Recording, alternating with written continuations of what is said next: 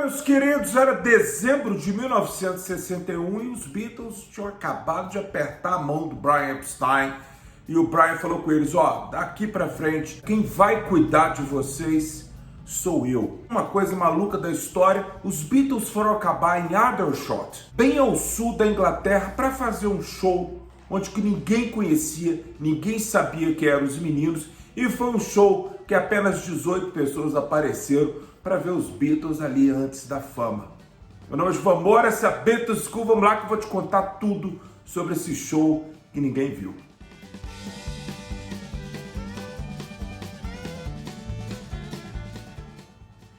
Olá, meus queridos, o que foi que aconteceu? O que foi que aconteceu? Que o vídeo que eu acabei de fazer ontem ou anteontem sobre a franja, sobre o cabelo dos Beatles, veio muita gente reclamar comigo nos comentários. Mas eu vi o filme Backbeat, né? E a Astrid que faz o corte de cabelo. Meus queridos, quando eles fazem filme, assim como o filme do Freddie Mercury, foi feito e alguns outros sobre o Elvis e tudo mais, sobre os Beach Boys, sobre o Michael Jackson, os diretores, os roteiristas, eles tomam certas liberdades para poder ter um fim, uma coisa mais dramática, para a história ficar redondinha.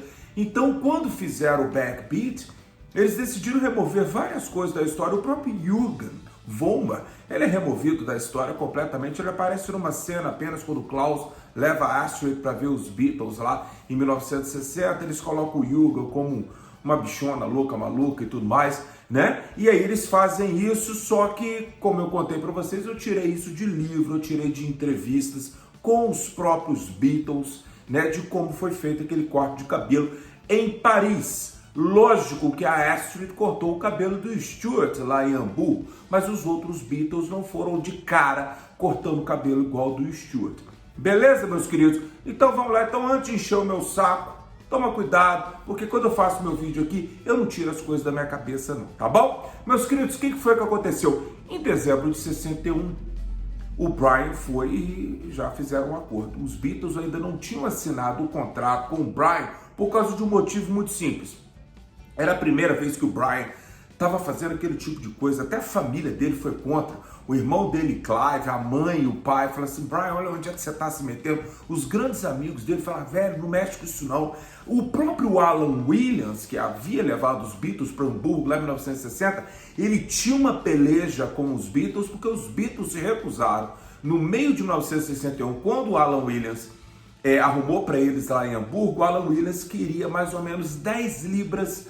Eu sei, parece pouco, mas na época era dinheiro pra cacete. Ele queria 10 libras de cada Beatle e eles se recusaram. O único Beatle que pagou foi o Stuart Sutcliffe, né? Mas os outros 4 não pagaram, então arrumou um imbróglio muito grande. Ele foi até parar advogado. Foi a primeira vez que os Beatles realmente tiveram problemas com isso aí. Mas ao Brian assumir, a primeira coisa que o Brian falou com eles é o seguinte: vou tomar um pouco mais de cuidado com a postura, não vou ficar xingando no palco e tudo mais. E não, meus queridos, o Brian não virou para eles e falou assim, vamos tirar essa roupa de couro, vamos colocar um terno. Ainda não. Tanto é que nessa época o Brian pediu aos Beatles, levou eles até um fotógrafo, onde eles tiraram algumas fotos. Dá uma olhada aí.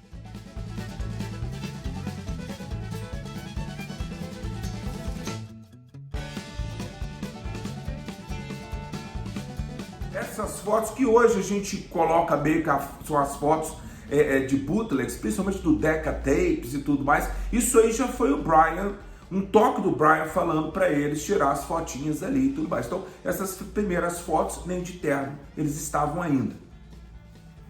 Uma outra coisa que o Brian Epstein teve que fazer também, mas isso tudo, meus queridos, boquinha de siri, ninguém em Liverpool sabia que o Brian estava para assessorar os Beatles, porque o Brian ainda não havia lavrado o contrato, não tinha feito ainda o contrato com todas as suas cláusulas e minutas e tudo mais. O Brian, ele estava com os contadores, advogados dele, para ele poder não entrar uma roubada como os Beatles. Os Beatles, eles tinham uma fama em 61 eram pessoas que, vamos dizer assim, não eram muito confiáveis, vamos dizer assim, né? Mas o Brian confiou nos meninos e os meninos confiavam no Brian. Mas como o contrato ainda não havia sido assinado, o Brian foi na casa de cada Beatle. Ele foi na casa da tia Mimi, conversar com a tia Mimi. A tia Mimi gostou muito dele, achou ele muito elegante. Se tinha um cara em Liverpool que poderia fazer com que o John ganhasse alguma coisa na vida, poderia ser esse judeu homossexual. Pasmem, né? Que sempre foi piada, que o John Lennon sempre fez piada com gay, piada com judeu. Pra gente, piada com judeu não fica muito legal, porque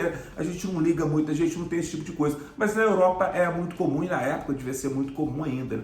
Mas de gay sempre teve, né? Então a Tia Mimi ficou impressionada com aquilo ali, mas a Tia Mimi virou pro Brian e falou o seguinte: meu medo é você ficar desapontado com eles e largar. Você tem seu emprego, sua família rica aqui em Liverpool. Agora, o meu John, se você o decepcionar, ele vai ficar sem nada. Essa era a preocupação da Tia Mimi, que na verdade era uma preocupação de mãe. A mesma coisa aconteceu com a Mona Best. O Brian teve que ir lá, e a Mona Best, até esse momento, ela meio que agendava os shows dos Beatles, aquela coisa toda. Porque os Beatles, eles até trabalhavam no Cavern, né? Mas eles tinham feito algumas...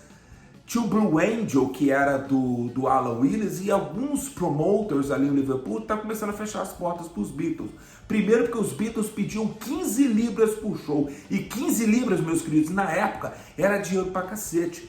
Entendeu? E era talvez o cachê mais caro que tinha ali em Liverpool. Só que os Beatles, nesse momento, como eles estavam arrumando problema com um montão de gente, começou já a queimar. Nesse meio dessa história toda, apareceu um cara chamado Sam Leach, que já havia agendado show para os Beatles e tudo mais. E o Sam Leach, ele tinha a perspectiva de ser o empresário dos Beatles, porque ele não sabia ainda que os Beatles estavam já casadinhos ali com o Brian Epstein. E os Beatles não contaram para ele. Então, ele decidiu fazer um mega show, porque ele queria vender os Beatles em Londres. Ele achava que se os Beatles fossem para Londres, eles iriam ganhar dinheiro e alguém ia acabar descobrindo eles. Né? Mal ele sabia que neste momento Brian Epstein já havia ido a Londres com uma cópia de My Bonnie Lies Over the Ocean, cantada pelo Tony Sheridan, e né, foi gravada lá pela Deutsche Grammophon, lá pelo Burt Kaempfert, em Hamburgo, né? O Brian, a primeira coisa que o Brian queria saber era o seguinte: o contrato que os Beatles haviam assinado com Burt Kaempfert e com a Deutsche Grammophon, esse contrato estava todo alemão, todos os meninos meio que assinaram, eles não sabiam o que eles estavam assinando. Isso é verdade.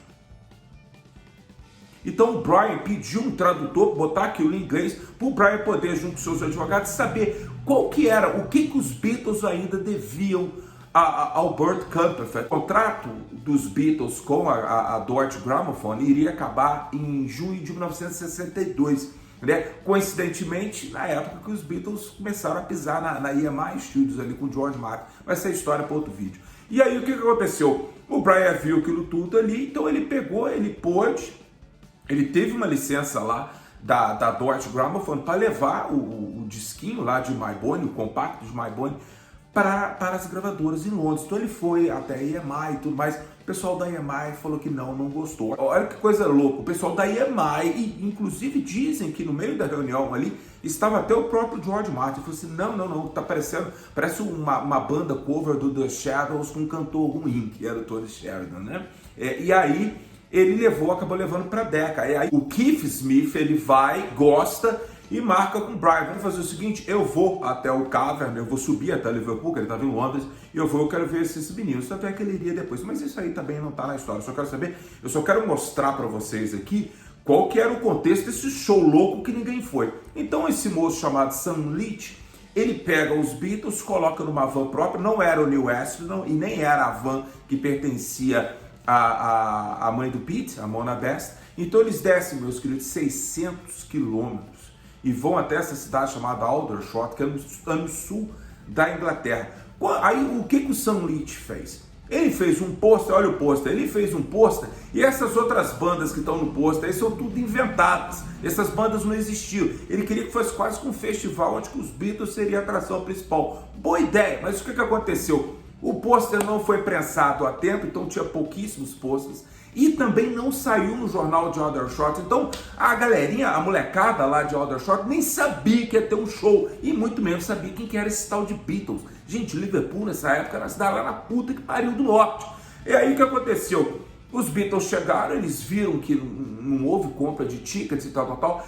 Eles foram de pub em pub, se apresentando, falando que ia tocar. Olha que coisa, eles foram se apresentando, falando: vamos tocar hoje à noite lá no Palais, como é que é o nome do lugar? Palais Ballroom, né? Que a gente vai tocar e tal. O que acabou acontecendo? Que quando os Beatles chegam lá para tocar, não veio ninguém, né? As contas falam, o Paul McCartney falou que foi mais ou menos 12 pessoas, algumas pessoas falam que foi 18, mas foi menos de 20, né? E uns casalzinhos dançando ali, aquela coisa toda, e os Beatles tinham que tocar por 4 horas. Então eles tocaram de 7h30 até 11h30, eles tinham ali um setlist bacana, eles começaram a colocar Like Dreamers Do, Hello Little Girl, Love of the Loved, começaram a colocar as musiquinhas próprias ali, né, junto com músicas como What I Say, Your Feet's Too Big e outras músicas ali que a gente acabou vendo mais tarde, começou a aparecer lá nas gravações da BBC, né, e outras foram parar em discos dos Beatles. Então eles foram extremamente profissionais. Tem foto deles aí, eles lá com a roupinha de couro ainda, aquela coisa bonitinha. E pá, depois, quando acabou, eles começaram a tomar uma cervejinha. Lá tinha uma cerveja marrom lá, aí eles começaram a tomar ali, que era uma cerveja famosa lá em Aldershot e tal. Tem foto disso aí, o Sam Leach bebendo com os meninos. As fotos foram tiradas pelo Dick Matthews, que foi junto com o Sam Leach para levar os Beatles até lá, né? E aí, agora acontece uma coisa muito interessante, né? Os Beatles meio que sem ter o que fazer, começaram a brincar. Então eles pegaram as bolinhas de bingo, né? E começou a jogar futebol ali dentro do salão, porque o salão estava vazio. A polícia chegou, falou que ia prender todo mundo, falou, vocês vão embora daqui, sai da cidade agora, seus baderneiros. Com os Beatles lá com roupa de couro, com aquele cabelinho, o George, esperto, já tava com o cabelinho, que eu contei no vídeo anterior. Eu falei, vocês vão lá assistir aquela porra daquele vídeo, porque quando vocês não assistem meus vídeos, não tem monetização no canal, eu não ganho nada com eles, é que acaba acontecendo, eu vou ficar desanimado e vou parar de fazer vídeo. Então vai lá assistir o outro vídeo também. E aí o que aconteceu? Eles entram na van e eles viajam até Londres. Eles chegam em Londres por quase 1h da manhã, mais ou menos, e tal. E eles ficam ali. Tem lendas. O Sam Leach, ele já participou em diversos documentários. Sabe esses documentários que mostram o Alan Williams, o Bob Wooler, aqueles documentários dos anos 80, 90? O Sam Leach aparecia muito nesses documentários. E ele conta que os Beatles, eles foram até um pub para poder comer alguma coisa.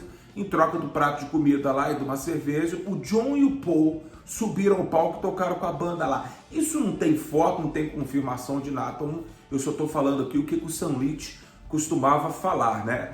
E aí os Beatles passeiam ali por Londres um pouquinho e depois eles têm que voltar, né? Só que quando eles estavam dentro da van, já voltando, aquela coisa era de madrugada, o Paul pergunta pro Sam Leach, fala assim, ó, você prometeu pra gente 20 libras, né? Então, cadê, né? Só que como não teve venda de ingresso, aquela coisa toda, o Sam Leach conseguiu arrecadar apenas 12 libras.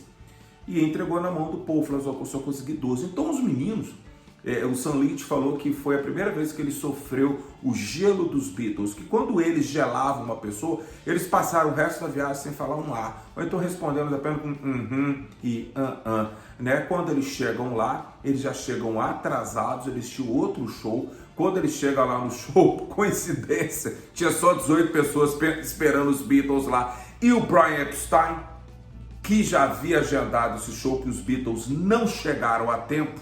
O Brian Epstein ficou com uma raiva muito grande, e o Sam Leach, com todas as suas aspirações de ser um empresário dos Beatles, ele não sabia que não poderia ser, porque os Beatles já haviam afirmado pelo menos um aperto de mão com o Brian Epstein. Mas essa história em Aldershot, meus queridos, se o Sam Leach tinha alguma chance, a chance ficou no meio da estrada. Um grande abraço para vocês e se cuidem.